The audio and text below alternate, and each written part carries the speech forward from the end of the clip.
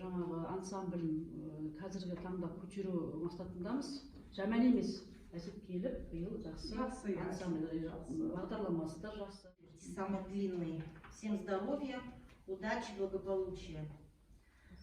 12 декабря преподаватели отделения фортепиано принимали ансамбль пьесу или 2 пьесы.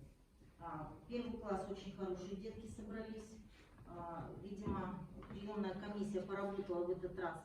Енді әр бөлімге бөліп келетін болса, фортепиано бөлімінде бізде мұғалімдерде барлық 7 мұғалімдерде фортепиано бөлімінің сапа көрсеткіші де үлгеру көрсеткіші де 100%.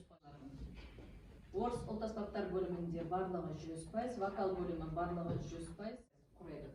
Бұл сапа көрсеткіші, үлгеру көрсеткіші осы 90-да барлығында 100%. Мектептен тыста оқушыларымыз шығармашылық академиясында өткен шаралар барлығы Instagram, Facebook, сайт, барлық әлеуметтік желілерде таралды, өздеріңіз білдіңіздер.